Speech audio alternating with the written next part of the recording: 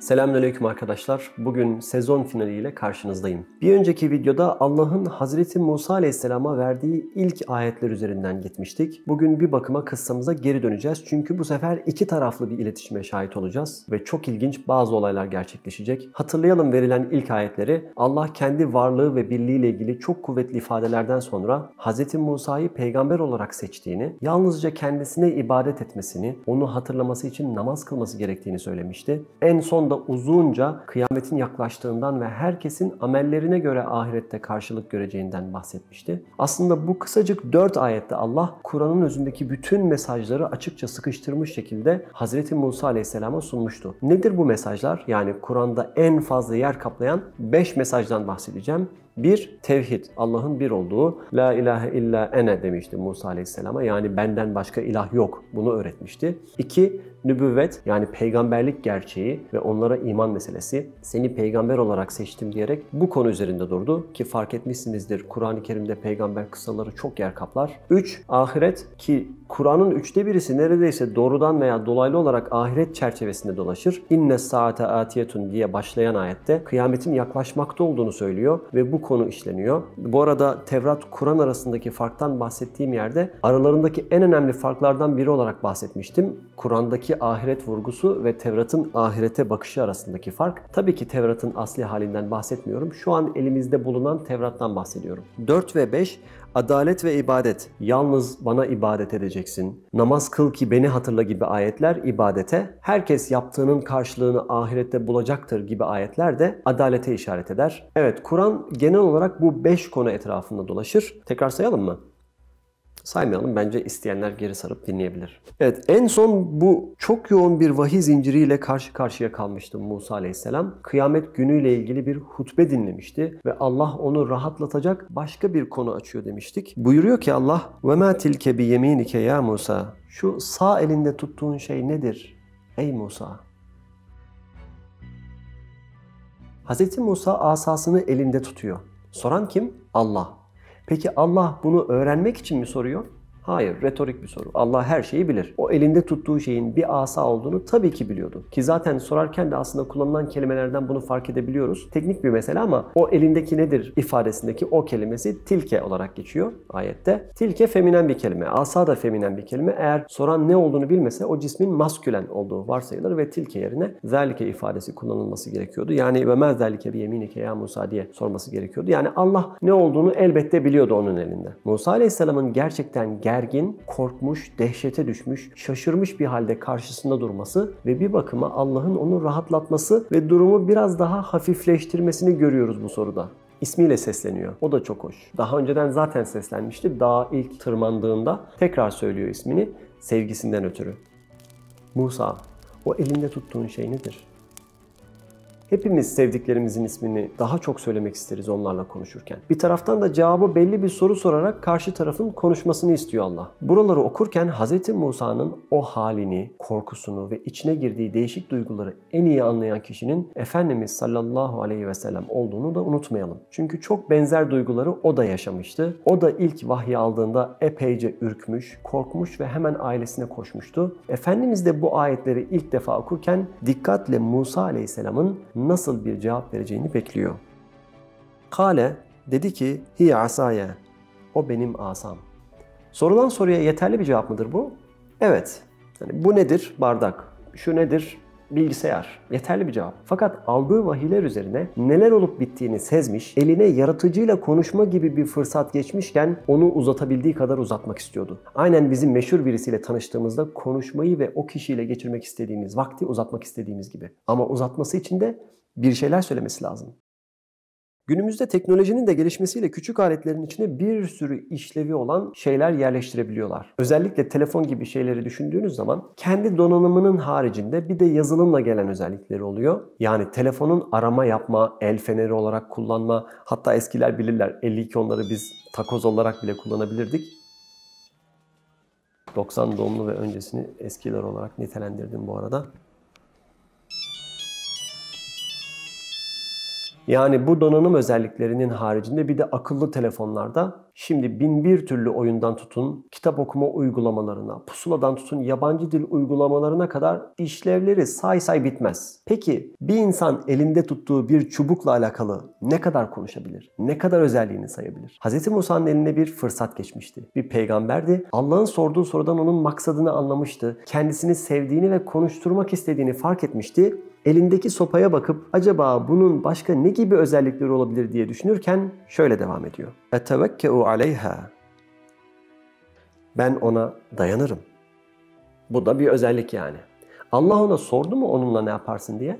Hayır. Ama Musa Aleyhisselam bu soruya cevaben uzun bir makale yazmak istiyor. Çünkü o anın sonsuza kadar devam etmesini arzuluyor ve söyleyebileceği her şeyi sıralamak istiyor. Ve düşünüyor. Başka ne söyleyebilirim?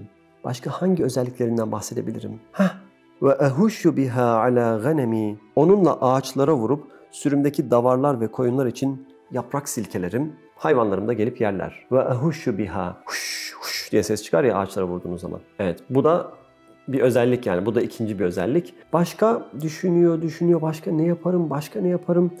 Aslında kullanıyor asasını ama aklına spesifik bir şey gelmiyor ve söyleyebileceği en genel, en kapsamlı, en güzel ifadelerden birisini söylüyor. وَلِيَ ف۪يهَا مَآرِبُ اُخْرَى. Ve benim için çok faydalı başka bir sürü işlevi de var. El-Hak bir sürü işi onunla görüyordu. Peki ne türden şeyler? Genelde meallere baktığınız zaman bunu değişik işlerde kullanırım, ihtiyaçlarımı gideririm şeklinde çevirmiş. Yani ona dayanırım, hayvanlarıma yaprak silkelerim ve başka bir sürü önemli ihtiyacımı gideririm diyor. Mearip kelimesinin bir anlamı bu. Önemli işler veya ihtiyaçlar demek. Bu dursun, cebimizde dursun. Fakat yanlış anlaşılmasından da çokça korkarak, bakın bunu birincil mana olarak vermiyorum, sadece ve sadece anlatacağım bir şeye basamak olması açısından söylüyorum. Mearip kelimesinin kök anlamına baktığımız zaman karşınıza göz ardı edilemeyecek ölçüde çıkan bir mana daha var. Akıllı, zeyrek, hüşyar yani uyanık olma, bir meslekte usta olmak, maharetli olmak gibi. Biraz daha içine dalıp baktığımızda meşhur Lane's leksikonda ilk mana olarak bir kurnazlık ve aldatmadan bahsediyor. Fakat bu kurnazlığın zeka, el hüneri ve öngörüyle tasarlanan bir plan olduğunu söyleniyor.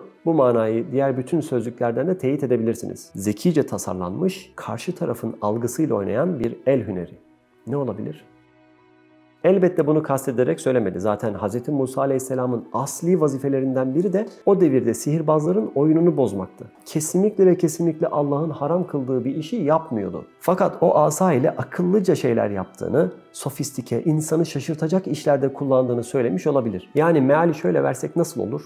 Bu benim asam, üzerine dayanıp destek alırım, bununla hayvanlarıma yaprak silkelerim ve aynı zamanda daha başka birçok ilginç, acayip, şaşırtıcı, insanın hiç aklına gelmeyecek şeyler de yaparım. Dediğim gibi bu yan manayı bir sebebe binaen verdim ve şimdi o sebebi açıklayacağım. Tek tek düşünelim arkadaşlar. 1. Asasının üzerine dayanıp fiziksel bir destek aldığını söyledi. Allah da ona o asayı öyle bir destek yaptı ki Firavun'un karşısına çıktığında en büyük dayanağı, gücü, kuvveti o asadan alacaktı. 2. Bir çoban olarak madem ki bu asayı ağaçlara vurup davarlarını, koyunlarını, hayvanlarını dökülen yapraklarla besliyorsun, ben de o asayı senin için öyle bir araç yapacağım ki çobanları olduğunu İsrailoğulları çölde susuz kalınca o asayı taşa vurup oradan su fışkırtacaksın ve tebaanı besleyeceksin. 3. Demek o asa ile çok önemli işler yapıyorsun. En ihtiyacın olduğu anda sana yetişiyor öyle mi? Ve aynı zamanda sofistike, ilginç ve şaşırtıcı şeyler yaptığını da iddia ediyorsun. Allah da o asayı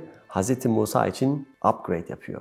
Ama premium upgrade. O asa yeri gelecek koskoca bir yılana dönüşecek. Yeri gelecek o asa ile en ihtiyacı olduğu bir anda bir ordu tarafından kıskıvrak kuşatılmışken denize dokunacak ve deniz ikiye yarılacak. Wow!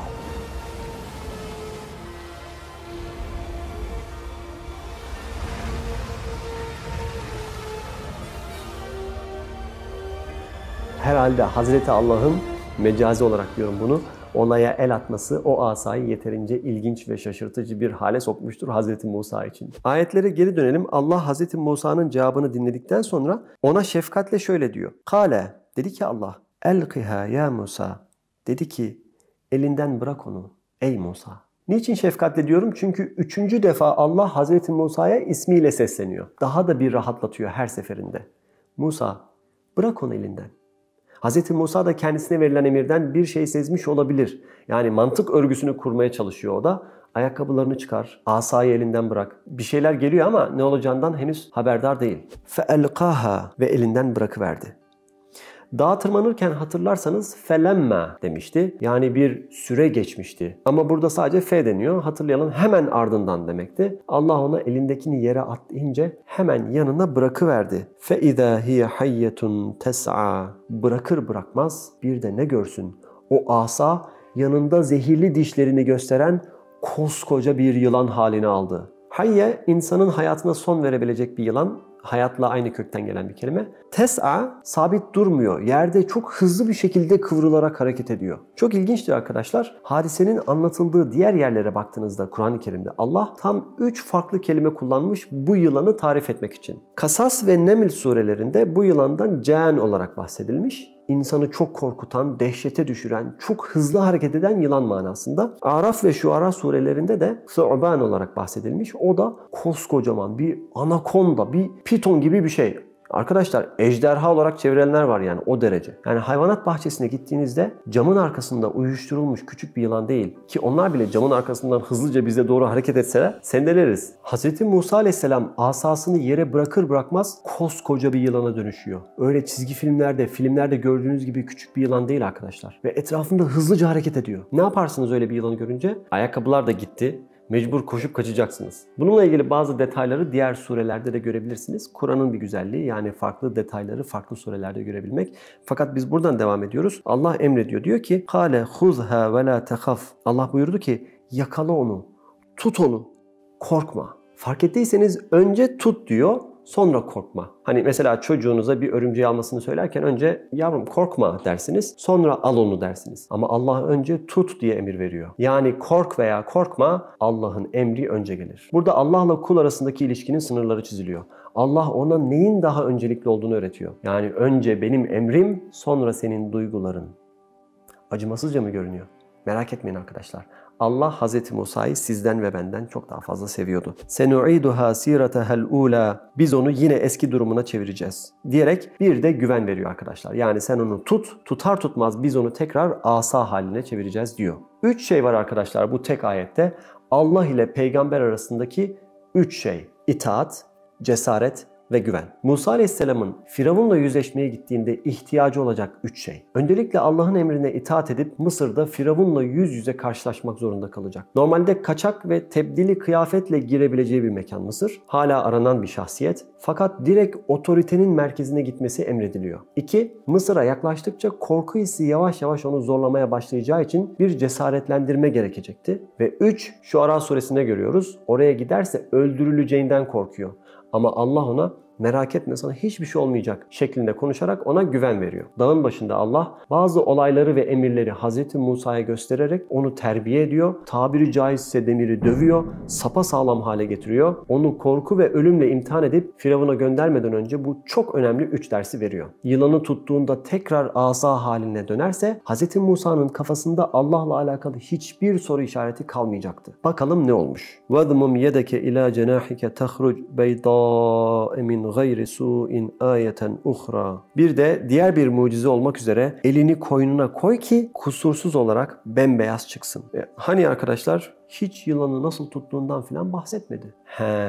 Demek ki Hazreti Musa o yılanı tuttu. Demek ki ya yılanı tutayım da çıplak elle mi tutayım, eldivenle mi tutayım? Ya bu meseleyi bir daha görüşsek mi, bir daha düşünsek mi gibi sorular sormadı. Allah ona emreder etmez o yılanı tuttu. Müthiş bir itaat. Ve Allah kolunu koynuna sokup çıkarmasını istiyor ve elini çıkardığında bembeyaz, floresan gibi parıldayan bir el görüyor. Bu da Allah'ın ona o dağda verdiği ikinci mucize. Firavun'a gönderilmek üzere gerekli oryantasyonlar yapılmış, mucizeler verilmiş ve vazife tebliğ edilmek üzere. لِنُرِيَكَ مِنْ آيَاتِنَا الْكُبْرَى. Bunları sana en büyük mucizelerimizden bir kısmını gösterelim diye yaptık. Niçin bunları bana gösteriyorsun ya Rab? اِذْهَبْ إِلَى فِرْعَوْنَ اِنَّهُ تَغَى. Firavun'a git.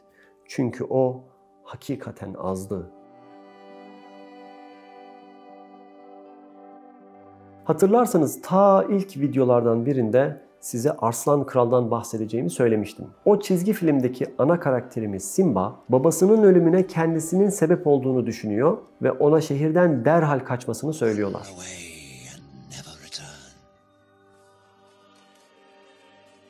Hz. Musa da çok benzerini yaşamıştı. Buraya kadar klasik bir kahramanlık hikayesinin başlangıcı olduğunu düşünebilirsiniz. Fakat belki biraz daha ilginç gelebilecek kısmı şu ki, Simba krallığını geri almaya karar verdiği gece çizgi filmdeki karakterlerden biri olan Rafiki tarafından kafasına asa ile vurulur, sonra geri dönmeye karar verir.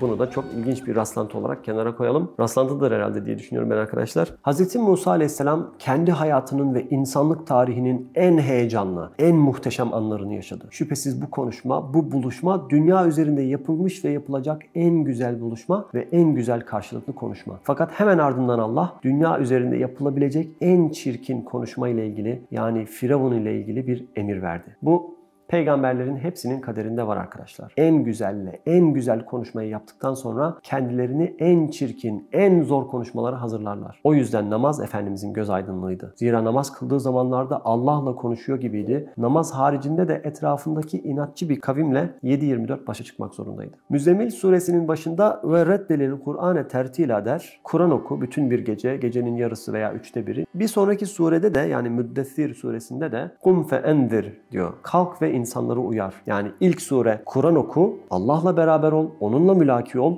Sonraki surede insanlarla konuşmayı emretmekle başlıyor. Aynen Hz. Musa Aleyhisselam'ın o hiç bırakmak istemediği buluşmadan çıkıp kendisini de zorlayarak Firavun'un karşısına çıkması gibi. Peki biz nasılız? İnsanlarla muhabbeti seviyor, Allah'la konuşmaya gelince sıkılıyor muyuz? Namazlarımızı kılabileceğimiz en kısa surelerle kılıp sonrasında ezberlediğimiz bir iki duayı hiç manasını düşünmeden yapıp amin mi diyoruz? Böyle durumlarda konuşmayı yapan kişi sizi tenzih ederim, ben kendi adıma konuşuyorum gibi şeyler söyler normalde. Fakat içinde bulunduğumuz zaman bu türlü ifadelerin samimiyetini de alıp götürdü maalesef. Veya biz çok yorulduk. Aynı şeyleri duyup kendimize söz verdiğimiz halde her defasında mağlup gelmekten, yine becerememekten ve hayal kırıklıklarıyla dolu kendi dünyamıza acıyarak bakmaktan yorulduk. Ama en azından yorulmak bilmeden yapmamız gereken şeyler olduğuna inanıyoruz. Her düştüğümüzde melankolik tavırlara girmeden yeniden kalkmak gibi mesela. Her günaha girdiğimizde tekrar özür dilemek, her defasında kendimize yeniden bazı şeyleri hatırlatmak gibi. Şunu bilelim, peygamberler farklıdır. Onların beklediği şey her zaman Allah'la baş başa kalacakları vakittir. Gündüz insanlarla beraber fakat gecenin hayalini kuruyordur. Fetih üstüne fetih gerçekleştirirken istiğfara koşmak için fırsat arıyordur. Biz o kadar olamayız ama arada bir bu dersi hatırlayıp hep beraber namazımıza çekidüzen verebiliriz. Ekran karşısında harcadığımız şu vakti en azından güzel bir şeye çevirmenin rahatlığını ve mutluluğunu yaşayabiliriz. Geçici de olabilir bu ama din nasihattır. Nasihat ile unutkanlığın kavgası gibi bir şey bizim hayatımız. İnşallah bu öğrendiğimiz şeyler ibadet hayatımıza bir nasihat olarak etki eder. Amin. Evet arkadaşlar, Hz. Musa'ya o dağda mucizelerle birlikte vazifesi de yüklendi ve bizim hikayemizin bugünlük sonuna gelmiş olduk. İnşallah bundan sonra şu Ara suresine geçeceğiz. Hz. Musa'nın hikayesine tam bu kaldığımız yerden devam edeceğiz. Görüşmek üzere, Allah'a emanet olun.